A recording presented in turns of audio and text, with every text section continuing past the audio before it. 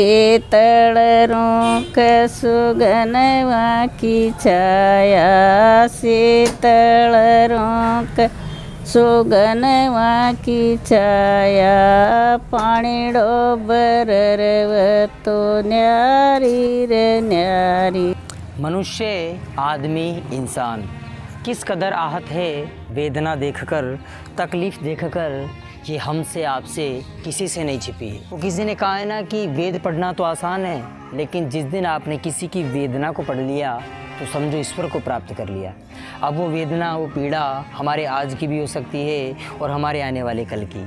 बात आती है हमारी ज़िंदगी मतलब पानी की, कि रहीमन पानी राखिए, बिन पानी सब सून, पानी गए न उभरे मोती मानस चून।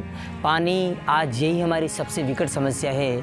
और आपने ये सुना ही होगा कि हमारी जो पृथ्वी है वो हर 100 साल में एक महामारी का प्रकोप झेलती है। तो क्या हो सकता है कि आने वाली महामारी कहीं पानी से ना उपज जाए, क्योंकि कोरोना ने हमें ये तो बता दिया कि इंसान की ज़िंदगी कितनी अनमोल है। और उसने किस शब्दों में बताया कि घर गुलजार सोने शहर, बस्ती बस्ती में कैद हर हस्ती हो गई।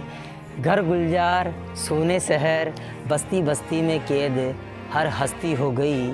आज फिर ज़िंदगी महंगी और दौलत सस्ती हो गई। ये जीवन है, ये हम कहते आ रहे हैं, सुनते आ रहे हैं, लेकिन मानता कौन है?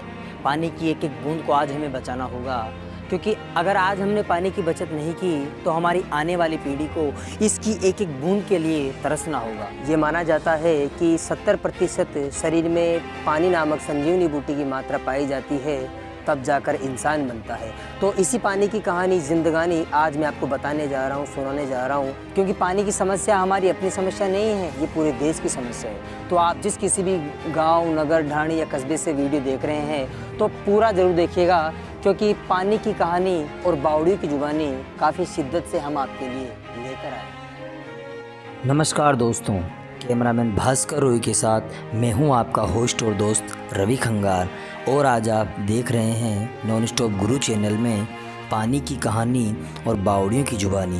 दोस्तों, एक बार फिर हम आपके सामने हाजिर हैं पानी का दर्द भरा एपिसोड लेकर।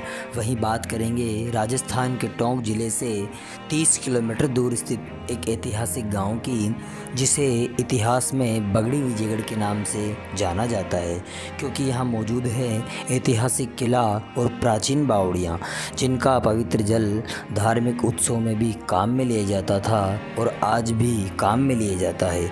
तो आज मैं आपको अपने गांव की बावड़ियाँ और कुएं से रूबरू करवाने जा रहा हूँ। देखिए इस सन्नाटे को। कोरोना के इस दौर में सुनसान गलियाँ, बेजान रास्ते, लेकिन शहरों की चकाचौंध वाली ज़िंदगी से काफ़ी सुखद, जो शब्दों में इस प्रकार बयां होती है कि खुशी के इस माहौल में मौत का फरमान आ रहा है। खुशी के इस माहौल में मौत का फरमान आ रहा है। और जो कहते थे ना कि गांव में क्या रखा है, आज उन्हें भी गांव याद आ रहा है। तो ये हमारे गांव की वो बावड़ी है जिसके हालात सबसे ठीक है, या यूँ कहें तो कि इसका जल आज भी काम में लिया जाता है। पानी सिर्फ बोतलों में कैद होना ही पानी नहीं है, पानी जो हमारे पूर्वजों ने सहेजा था।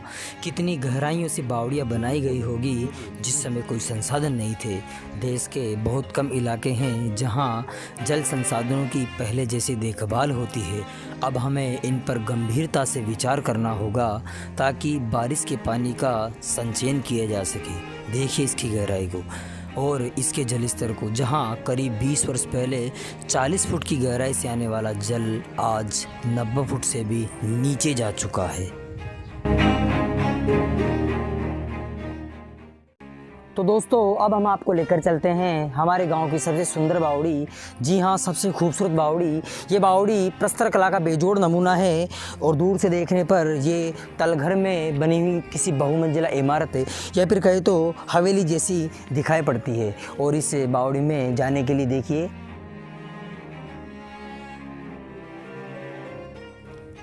तो दोस्तों, इस गहरी बावड़ी में जाने के लिए सीढ़ियाँ भी बनी हुई है और नक्काशी किए हुए कई खंभे भी बने हुए हैं जो इसकी सुंदरता को निहारते हैं।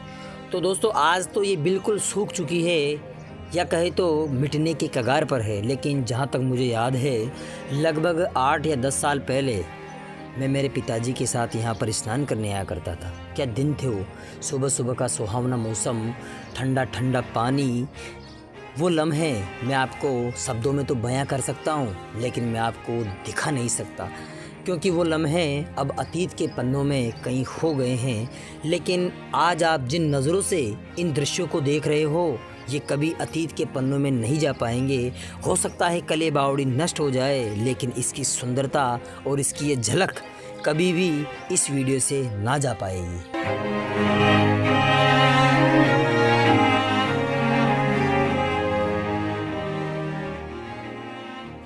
देखिए प्रकृति की इस देन को। प्रकृति ने हमें ये उपहार में दिया है ताकि हम इसे अपने दैनिक जीवन में उपयोग में ले सके। और देखिए इस कुल्हाड़ी को, ये कुल्हाड़ी इसी लकड़ी की बनी हुई है और ये इसी को काट देगी। वो कहते हैं ना कि शहर बसा के गांव ढूंढते हैं, शहर बसा के गांव ढूंढते हैं, अजीब पागल है, हाथ में कुल्हाड़ी लेकर छाँव ढूंढते हैं। साथियों, पेड़ पौधे ना लगाना, इसके विरुद्ध जंगलों को काटा जाना, खनन करना, इन्हीं की वजह से आज हमारा देश भारत इतना बेबस, इतना मजबूर हो गया है कि हमें दूसरे देशों से ऑक्सीजन मंगवाना पड़ रहा है। और अगर भविष्य में ऐसी किसी प्रकार की समस्या का अगर हमें सामना करना पड़ा तो हम अपने आप को मुंह दिखाने के काबिल नहीं रहेंगे। और वैसे भी कोरोना जैसी महामारी ने हमें ये तो बता दिया कि इंसान प्रकृति को मुंह दिखाने के काबिल ना रहा। और अब देखिए दुर्दशा व जर्जरता की शिकार ये बावड़ी। देश में जल संरक्षण व संग्रहण की स्थिति चिंतनीय है। विगत दशकों में गांवों व कस्बों में स्थित जल स्रोत, कुंड, बावड़ियाँ, कुओं को बेरहमी से कचरे से भरा जा रहा है। देखिए किस प्रकार ये खंडरों में तब्दील होने की ओर अग्रसर है। तो आज आपको मैं बताना चाहता हूँ, एक ऐसी सच्ची तस्वीर दिखाना चाहता हूँ, एक ऐसी बात। तो आप आइए मेरे साथ। दोस्तों, आज क्यों ज़रूरत पड़ रही है वर्षा जल संग्रहण की?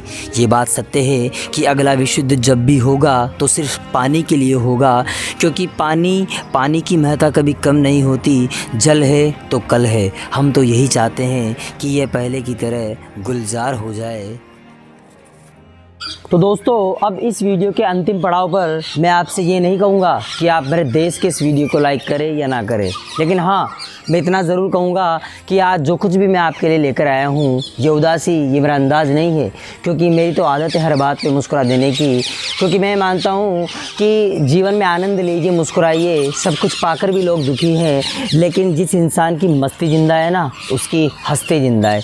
लेकिन ये एपिसोड ही दर्द भरा है। अब आप देख रहे होंगे बारिश नहीं हो रही है, कुएं पोखर सब सूख रहे हैं, हैंडपंप और नलकूपों से भी सिर्फ हवा आ रही है। और इस भयंकर भीषण गर्मी के दौर में पानी की ज़रूरत इतनी बढ़ गई है कि टैंकरों से पानी भरवाया जा रहा है। अब ये दर्द नहीं तो और क्या है? यही दर्द, यही उदासी इस वीडियो में मेरी झलक रही है। तो अगर आपको मेरी ये अच्छी व सच्ची बात पसंद आई हो तो इस वीडियो को शेयर कीजिएगा। और हाँ, अपनी खुशी से हमारी खुशी के लिए कमेंट ज़रूर कीजिएगा, क्योंकि खुशियाँ मांगी नहीं जाती, वो दिल से दी जाती है। किसी ने कहा है ना कि हम किसी से खुशियाँ मांगे, ये हमें मंजूर नहीं। मांगी हुई खुशियों से किसका भला होता है? जो तकदीर में लिखा होता है वो ज़रूर अदा होता है। जय हिंद, जय भारत, जय राजपूताना। जिंदा रहे तो फिर मिलेंगे। एक जीने जे पाँचों पणियार्या, पाणी डोबर तो न्यारी जी ने।